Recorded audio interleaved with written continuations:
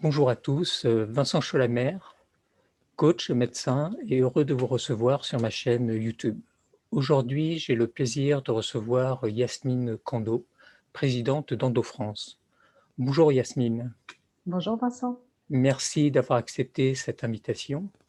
Le but de cet entretien est de faire plus ample connaissance avec toi, avec l'association que tu présides, son actualité, les avancées, éventuellement les charges émotionnelles que tu as pu peut-être vivre et la manière dont tu as pu gérer tout ça tout au long de ton parcours. Voilà, la première question, Vaste c'est en sujet. fait, tu es présidente de l'association d'Endo France et est-ce que tu peux nous présenter l'association en quelques mots? Alors Endo-France est une association qui a fêté ses 20 ans cette année et elle est animée par 120 bénévoles qui sont répartis sur toute la France. Nos missions principales, c'est soutenir, informer, agir, soutenir les personnes atteintes d'endométriose, informer le grand public bien évidemment sur la maladie, sur ses conséquences, et puis agir auprès des médecins et des pouvoirs publics pour essayer d'améliorer la prise en charge de la maladie et surtout essayer de réduire ce délai de diagnostic qui est encore trop long puisqu'il est de 7 ans en moyenne. Voilà, ça, ce sont vraiment nos principales missions. Et puis, on a aussi une forte implication dans le soutien de la recherche dédiée à l'endométriose puisque depuis 2016, nous avons versé un peu plus de 200 000 euros à différentes équipes médicales qui travaillent sur l'endométriose. D'accord, très bien, merci. Tu es présidente et comment choisit-on de devenir présidente d'Endo France? Quel est ton parcours? Alors, j'ai d'abord été patiente avant d'être, enfin, je suis toujours d'ailleurs patiente avant d'être présidente. Et quand j'ai eu besoin de soutien, d'information, bah, j'ai trouvé Endo France. Endo France m'a beaucoup, beaucoup aidée et j'ai choisi de m'investir ensuite. Donc, j'ai d'abord fait partie de ces bénévoles qui apportent du soutien, orientent les femmes, organisent des événements en région pour répondre à leurs besoins. Et puis bah, quand l'ancienne présidente nous a fait part de son souhait d'arrêter, j'ai postulé, j'ai candidaté, j'ai été élue et ça fait un petit peu plus de, enfin, presque 9 ans maintenant. Mmh, Donc voilà que je suis d'accord, à la tête de cette belle aventure. OK, très bien, ben, merci. Je crois que l'association a une marraine et un parrain. Tout à fait. Est-ce que tu peux nous les présenter et puis nous décrire un peu le rôle qu'ils ont et est-ce qu'ils ont, parce que je crois ils peuvent avoir peut-être des rôles un peu différents puisqu'il y a une femme, un homme et donc il y a sûrement des rôles bien distincts. Est-ce que tu peux nous en dire un peu plus? Oui, alors en tout cas des rôles très complémentaires. Donc notre marraine, c'est Laetitia Milo, actrice et auteure.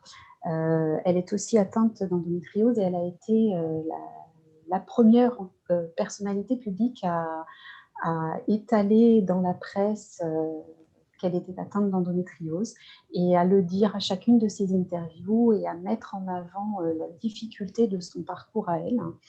Elle a permis de donner une voix à des millions de femmes qui souffraient en silence. Et elle a consacré vraiment bah, beaucoup de temps à sensibiliser et à sortir la maladie de l'ombre, vraiment à nos côtés. Donc elle a médiatisé l'endométriose à travers son parcours. Elle a donné une voix aussi à différentes femmes qui ont pu présenter, que ce soit dans le documentaire qu'elle avait fait pour TF1 ou dans son livre Le bébé c'est pour quand. Elle a donné une voix, enfin, elle a donné la parole à différentes personnes qui présentaient leur atteinte d'endométriose, qui était différente de la sienne, bien évidemment, avec des problématiques différentes. Mmh. Et ça permet de montrer aussi la diversité des endométrioses et des conséquences que ça peut avoir dans la vie. Et Laetitia c'est elle qui a en fait initié le soutien à la recherche, puisqu'elle nous a permis de gagner beaucoup d'argent à des jeux télévisés qu'elle a fait pour nous.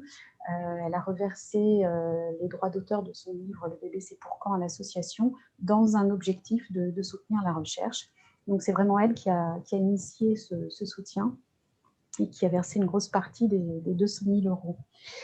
Et nous avons effectivement un parrain qui est Thomas Ramos, qui est joueur au Stade Toulousain, joueur de rugby au Stade Toulousain. Lui, il nous a contactés, C'est une démarche qu'on a trouvée très touchante pour nous dire, ben voilà, ma compagne a de l'endométriose, j'ai été assez désarmée et démunie face à ce qu'elle vit. Et quand j'ai compris un peu mieux ce que c'était que cette maladie, je me suis dit que c'était pas possible qu'autant de femmes souffrent ainsi et qu'on ne fasse rien pour les soutenir. Et nous, en tant que compagnons, on a aussi un rôle à jouer. Et moi, j'aimerais jouer ce rôle à vos côtés pour mettre ma voix au service de l'association, des hommes, pour leur dire le rôle qu'ils ont à jouer dans sa maladie de couple, en fait. Voilà, et il nous a aidé effectivement à sensibiliser le milieu masculin à travers le rugby euh, et, et à médiatiser aussi nos actions dans ce domaine-là. D'accord, très bien, merci. Endo-France, ça représente, il y a combien d'adhérents à peu près? Alors, à la fin de l'année dernière, au 31 décembre 2020, nous étions 2612 adhérents à jour de cotisation. D'accord. Là, le chiffre, il est à 2647, je crois, de mémoire. Mais bon, voilà, ce sont des adhésions annuelles. Euh, c'est important. Alors, c'est peu au regard du nombre de personnes concernées par l'endométriose, mais c'est important pour nous parce que ces 2600 adhérents nous permettent de faire fonctionner l'association puisque nous n'avons pas d'autres ressources que les cotisations ou les dons. Et effectivement, grâce à eux, on peut mener toutes nos actions de sensibilisation, toutes nos missions et on les en remercie vraiment. Et à côté de ça, bien évidemment, on est suivi par un peu plus de 80 000 personnes sur les différents réseaux sociaux. D'accord. Bon, ce qui fait pas mal, beaucoup de monde à vous suivre. Oui. Ouais. Oui. Et tu disais qu'il y avait, donc vous avez des bénévoles qui interviennent un peu dans toutes les régions. Tout le territoire est complètement couvert par les bénévoles. Oui, alors effectivement, on a des bénévoles dans chacune des régions de France. Alors, tous les départements ne sont pas couverts, mais les grandes régions, oui. Et ça, c'est important pour nous parce qu'on souhaite vraiment offrir une offre de proximité. Alors, c'est vrai que la proximité aujourd'hui, avec la crise sanitaire, c'est un petit peu compliqué. Mais dans notre essence, effectivement, c'est d'offrir des actions de proximité aux différentes personnes qui en ont besoin. Et c'est pour ça que voilà, on a une présence sur le terrain qui est relativement importante. Et le rôle de ces bénévoles, c'est d'aller, d'informer, de créer des événements, c'est d'aller au-devant des gens? C'est exactement ça. Donc, leur rôle, c'est déjà de répondre à toutes ces femmes qui se tournent vers elles. L'année dernière, on a répondu à plus de 50 000 mails, des demandes de soutien, des demandes d'information sur la maladie, des demandes d'orientation vers des spécialistes aussi pour les aider dans leur parcours. Et ça, c'est vraiment le rôle premier des représentantes bénévoles. Et ensuite, bien sûr, leur rôle, c'est de créer des événements locaux. Alors, ça va de la simple rencontre amicale au groupe de parole, en passant par des tables rondes avec des professionnels de santé qui, par exemple, vont nous faire découvrir des techniques, tu parlais tout à l'heure d'hypnose, tous ces soins supports complémentaires au traitement médical qui sont vraiment importants dans la gestion de la douleur. Et puis, on va faire également des conférences médicales avec des médecins pour expliquer l'endométriose, expliquer la prise en charge, les avancées, voilà où on en est aujourd'hui. C'est vraiment ça le rôle. Et puis, bien sûr, de créer des réseaux aussi en région avec différents professionnels de santé, différents médecins aussi, toujours dans le but de mieux orienter les personnes. D'accord. Je crois que vous avez aussi un comité scientifique et il joue un rôle particulier, un rôle important au sein d'Endo-France. Oui, le comité scientifique, c'est vraiment lui qui va nous aider à crédibiliser notre action et marquer vraiment notre positionnement. Notre objectif, nous, c'est vraiment de délivrer une information fiable, validée scientifiquement, et le comité scientifique nous aide en ce sens. C'est-à-dire que, par exemple, toutes les pages du site internet qui traitent de la maladie, des symptômes, du diagnostic, des traitements. Tout ça, ça a été relu, corrigé par des médecins. Mhm. Ils nous invitent sur les congrès médicaux, ce qui nous permet d'avoir une information la plus à jour possible sur la prise en charge de la maladie. Ils vont écrire des articles qu'on va pouvoir relayer à nos adhérents. Voilà. Et puis, ils vont surtout nous inviter à travailler dans des groupes de travail sur des thèmes précis. On a participé, par exemple, à la mise à jour des recommandations pour la pratique clinique de l'endométriose. On a rédigé un chapitre dans ces recommandations. On a aussi participé à différents groupes de travail sur la fertilité, la prise en charge de la fertilité, sur les saignements, sur voilà, différents thèmes comme ça, sur lesquels on va porter la voix des patientes. Mhm. D'accord. Et du coup, est-ce que ce comité scientifique peut vous aider aussi à rentrer en contact avec les autorités, comme le ministère de la Santé, pour faire avancer les choses ou obtenir, je sais pas, des subventions éventuellement ou... Non, ça c'est plutôt notre travail à nous, D'accord. notre travail associatif. Là, c'est vraiment, on a ouvert les portes du ministère justement à nos médecins pour qu'ils puissent présenter leur projet de centre expert. À l'époque, c'était en 2013. Voilà, c'est plutôt le travail associatif que d'essayer d'alerter les pouvoirs publics sur le déficit de prise en charge actuelle de l'endométriose. Chose qu'on fait depuis 2005 en ce qui nous concerne. Et c'est difficile, hein, Mmh. effectivement, mais on y va de concert avec les médecins, effectivement, pour essayer de se faire entendre. D'accord, OK. Et il y a une écoute qui est là? Vous avez, au sein Et au sein du ministère, du ministère? ça a été très long. Oui, Ça a été très long. On a toujours été agréablement reçus, bien reçus, depuis 2005 qu'on va les voir.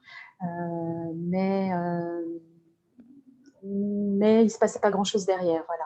Et en d'accord. fait, on a eu l'impression d'une prise de conscience en mars 2019, quand on a rencontré pour la première fois un ministre en personne, et c'était Agnès Buzyn à l'époque. Il y a eu une grande prise de conscience de ce que c'était que l'endométriose, des difficultés que nous pouvions avoir en tant qu'association, mais aussi que les femmes avaient concrètement sur leur parcours, sur leur prise en charge. Elle a entendu aussi les médecins, les difficultés des médecins, le Mmh. manque de moyens, le manque de financement pour la recherche. Et là, ce jour-là, je me suis dit, ça y est, il y a enfin une prise de conscience. C'était un combat de 15 ans pour nous, mais là, enfin, on est entendu. D'accord. Ensuite, effectivement, Madame Buzyn a quitté le ministère. Le Covid est arrivé, la Covid est arrivée, et là, franchement, tout s'est arrêté en ce qui concerne l'endométriose. On Mmh. peut le comprendre aussi, hein. Mais le 12 mars dernier, nous avons eu la surprise de pouvoir être entendus à nouveau par Olivier Véran cette fois, qui nous a promis de mettre en œuvre, enfin de continuer les choses qui avaient été amorcées par Madame Buzyn et de nous proposer tout prochainement une stratégie nationale euh, de prise en charge d'endométriose. Donc, c'est la raison pour laquelle on travaille actuellement avec les médecins et les membres du ministère sur des groupes de travail qui vont permettre de faire des propositions pour cette stratégie. Voilà. Donc, ça, c'est en D'accord. cours. OK. Et quelles sont les relations, d'Endo-France, qu'est-ce que les relations que vous entretenez avec les soignants? Est-ce que vous allez Alors, au-devant? Est-ce que, il y a des formations qui peuvent être proposées ou de l'inform oui, ouais, tout à fait. C'est important pour nous justement de travailler en collaboration avec les professionnels de santé, euh, avec les soignants justement, parce que ils vont prendre en charge les patients, les personnes atteintes d'endométriose dans dans leur fonction de soignant justement, mais nous on va les aider à comprendre le vivre avec la maladie. Et ça Mmh. c'est vraiment important pour nous que de partager ça avec eux. Et on travaille vraiment en collaboration. Alors, effectivement, tu l'as dit, il y a le mot formation, sensibilisation, c'est important parce qu'aujourd'hui, tous les professionnels de santé ne sont pas formés à l'endométriose, pas correctement. Donc, on a commencé notamment avec les infirmières scolaires à faire des actions de sensibilisation en intervenant avec des médecins dans leur formation départementale, ça c'est important. Et puis, parce que les infirmières scolaires sont une porte d'entrée vers le diagnostic. Mhm. Et puis, nous sommes intervenus alors, auprès de différentes organisations, par exemple auprès de la Fédération des kinés, pour sensibiliser les kinés à l'endométriose et au fait que leur, leur profession, leur acte avait un rôle essentiel dans la prise en charge de la douleur de l'endométriose. Même chose pour les sages-femmes. Nous intervenons dans les congrès des sages-femmes pour les sensibiliser à cette pathologie. Nous avons également participé à des formations, des sensibilisations pour les médecins généralistes, pour les radiologues. Voilà, il y a plein de choses qui se font sur lesquelles nous portons la voix des patientes et l'intérêt, enfin, vraiment l'intérêt de sensibiliser ces professionnels, notamment ceux de premier recours, qui vont pouvoir diagnostiquer et proposer une première prise en charge. D'accord. Donc en fait, EndoFrance, c'est une organisation qui fait des événements aussi bien de vulgarisation pour tout public que des événements pour les soignants, pour que la prise en charge soit plus rapide, plus performante et c'est les deux combinés, quoi. C'est ça, c'est exactement ça. Dernièrement, par exemple, nous avons fait quelque chose auprès des pharmaciens, Mhm. parce que c'est pareil, un pharmacien a un rôle important pour comment dire, pour intervenir quand chaque mois une personne va venir proposer enfin, avec une ordonnance et une ordonnance d'un médicament relativement fort pour la douleur, par exemple, des antimaladies, orientation vers un diagnostic si ce n'est pas déjà fait. Mhm. Donc ça, c'est important qu'il ait conscience de ça. D'accord. Est-ce que tu penses que l'éclairage médiatique de ces dernières années qu'il y a pu y avoir ont créé une évolution et que sur le regard posé sur cette maladie? Alors, effectivement, je dirais qu'il y a encore 5-6 ans, quand on parlait d'endométriose, on nous regardait avec des grands yeux. Mmh. En de quoi? Et puis, on a vu les choses évoluer, notamment grâce au travail de notre marraine. Maintenant, tout le monde connaît le mot endométriose et tout le monde l'associe, ne serait-ce qu'à elle, Mmh. mais sans savoir vraiment ce qui se cache derrière. Donc, Ouais. mais c'est déjà important. Tout le monde connaît aujourd'hui le mot endométriose. Les choses ont changé et ça a permis aussi, ce dont on s'est rendu compte, c'est que ça a permis aussi de libérer la parole. C'est-à-dire que on est confronté vraiment à une multitude de demandes d'informations sur le sujet. Je parlais tout à l'heure de 50 000 mails. Ça libère la parole des femmes parce que quand on a de l'endométriose, c'est une maladie intime, c'est une maladie invisible, on se sent un peu isolé et on se dit « oh là là, mais je vis quelque chose de difficile et je suis toute seule à vivre ça ». On n'imagine pas que c'est une femme sur 10. Mmh. Donc, c'est vrai que là, ça libère la parole. Les femmes osent dire « mais moi aussi, je souffre comme ça. Moi aussi, je subis tel symptôme chaque mois. » Voilà, et ça a créé, c'est comme ça que s'est créée une communauté, en fait. D'accord. Est-ce que tu penses que l'endométriose reste encore un sujet tabou que les femmes ou les couples n'osent pas encore venir en parler de manière spontanée? Enfin, parmi les couples que l'on voit en consultation, c'est parfois compliqué.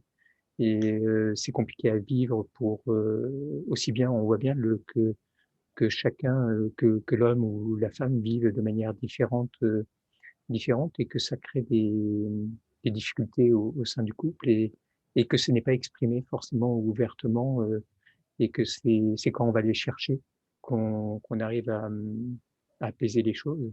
Et est-ce que tu penses que c'est parce que c'est encore tabou et que c'est pas encore suffisamment médiatisé? Alors, effectivement, mais alors je suis d'accord avec ce que tu dis. mais les choses tendent à évoluer et à changer dans le bon sens. Euh, quand je suis entrée dans l'association en tant que bénévole en 2006, dans les réunions que j'organisais, il n'y avait que des femmes. Mm. Vraiment que des femmes qui venaient seules chercher l'information, chercher un espace où pouvoir se livrer. Elles venaient toutes seules. Et puis, au fur et à mesure des années, elles sont venues accompagner. Alors, c'était d'abord par une amie ou par un parent. Et puis, très vite, elles sont venues avec leur conjoint. Et ça nous a vraiment touchés parce que on se rendait compte qu'ils avaient, voilà, que eux vivaient aussi par procuration cette maladie sans la comprendre et ils venaient chercher l'information. Alors, c'était à double tranchant parce qu'on a tous les cas. Il y a les couples qui vont être renforcés par la maladie, par l'épreuve, Mm. et ceux qui vont se briser. Ça arrive, hein, faut pas se leurrer, ça arrive couramment. Mais pour autant, voilà, les choses ont tendance à évoluer. Aujourd'hui, on reçoit énormément de messages de compagnies, de papas, de frères qui se renseignent pour les personnes de leur entourage, pour leurs proches, pour leurs compagnes, pour leurs enfants. Et ça, c'est vraiment touchant. Il n'y a plus de... Il y a même parfois ces hommes qui nous disent elles n'osent pas vous en contact avec vous, mais moi je vais le faire pour elles parce que j'en peux plus de la voir comme ça. Mm. Et c'est vraiment quelque chose qui évolue dans le bon sens. D'accord. Oui, ce que tu racontes là, c'est plutôt positif de voir que les hommes prennent le devant pour accompagner leurs compagnes, leurs sœurs ou leurs enfants. Donc c'est plutôt bien. Ça va dans le bon sens, comme tu dis. Pour contacter Endo-France, comment les femmes peuvent-elles faire si elles ont besoin? Vous avez un site, je crois. Oui, alors le site endofrance.org, Oui. et sur ce site, alors déjà, il y a une mine d'informations euh, pour comprendre l'endométriose, pour quels sont les symptômes, quelle est la prise en charge qui est proposée aujourd'hui. Et puis, bien sûr, elles peuvent contacter les bénévoles. Il y a un formulaire régional, il suffit de cliquer sur sa région. Elles Mhm. seront mises en contact avec les bénévoles régionales où elles pourront échanger, discuter, poser toutes leurs questions et être orientées vers les spécialistes dans chaque région. D'accord. Ok. Et est-ce qu'il y a, si une femme doute ou a des douleurs mais n'est pas sûre, est-ce qu'il y a sur le site une information qui leur permet de cibler peut-être un peu plus les choses et de se dire, tiens, j'ai peut-être une endométriose? Alors, c'est très détaillé, le site est très détaillé en ce qui concerne les symptômes, effectivement, et puis D'accord. surtout sur les signaux d'alerte. Et puis, on a aussi effectivement une foire aux questions qui Mm. permet d'aiguiller les femmes. Donc oui, elles trouveront toute l'information sur notre site. D'accord. Parce qu'il y a des signes qui sont tellement, euh, je dirais, atypiques qu'on peut pas forcément toujours penser à ça. Mm. Ça serait Oui, nécessaire. et Mm. effectivement, voilà, effectivement. Et puis, c'est vrai que dans l'endométriose, le principal symptôme, ça reste la douleur dans Mm. 70% des cas. Et, c'est vrai qu'on apprend aussi à dire que toutes les douleurs de ventre pendant les règles, toutes les dysménorrhées, pour utiliser le terme scientifique, ne sont pas dues à l'endométriose Mm. et qu'il est important de ne pas non plus dramatiser parce qu'il ne faut pas, voilà, faut pas créer non plus une panique que toutes les jeunes filles qui ont mal au ventre pendant leurs règles aient de l'endométriose. On explique que si la douleur résiste à un simple antalgique et si elle revient chaque mois, là, on peut se poser une question effectivement. D'accord. Ok. Est-ce que la crise sanitaire que nous sommes en train de traverser a eu un impact sur l'association? Est-ce que ça a ralenti tous vos projets? Et quelle est votre actualité prochaine? Alors, effectivement, la crise sanitaire a eu un impact très important, tout simplement dans le fait de ne plus pouvoir organiser d'événements. Mhm. En 2019, nous avions organisé 450 événements partout en France, en présentiel bien évidemment. Forcément, en 2020, le présentiel a été très, très limité. Nous avons une grosse action phare au mois de mars, début mars. C'est la Semaine européenne de prévention et d'information sur l'endométriose. La chance que nous avons eue en 2020, c'est qu'elle se tenait du 2 au 8 mars et que le confinement a commencé à partir du 15 mars. Oui, Donc, on a eu le temps de faire une centaine d'événements en présentiel. Et d'accord. puis, il nous a fallu réagir quand même parce que on s'est dit, mince, là, si on ne peut plus faire d'action, ça va être compliqué. Du coup, on a transformé tous nos événements en visio. C'est différent, mais on apprend et finalement, ça passe plutôt bien. On a des visios quasiment toutes les semaines D'accord. et, et, euh, et les adhérents ou les personnes non adhérentes aussi en bénéficient et sont plutôt satisfaites de, de cette option que nous leur avons donnée.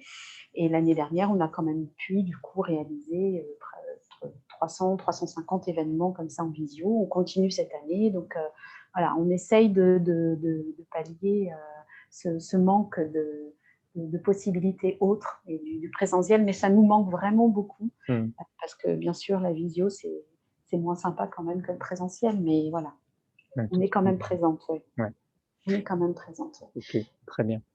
On n'est pas très loin de la fin de notre entretien. Est-ce que tu aurais un message tu voudrais faire passer un message aux femmes qui vont nous regarder, qui vont écouter cet entretien?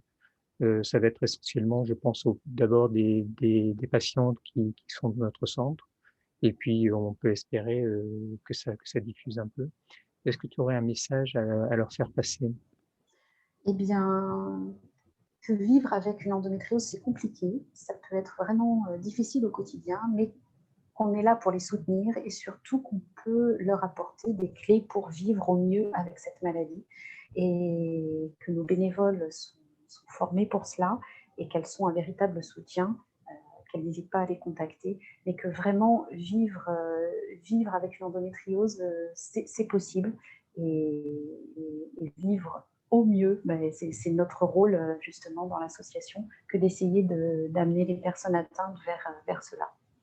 OK, très bien. Mais merci beaucoup pour, ce temps que tu m'as accordé et cet Merci. échange, qui était riche d'enseignements. Je pense que pour toutes les femmes et les hommes qui suivront cet entretien pourront, ou sauront comment vous contacter. Et j'espère que ça apportera autant de richesse que ça a pu apporter. Merci de ta générosité dans les échanges et puis je te souhaite une très belle soirée. À très Merci bientôt. beaucoup. Au revoir. Merci Vincent. Au revoir.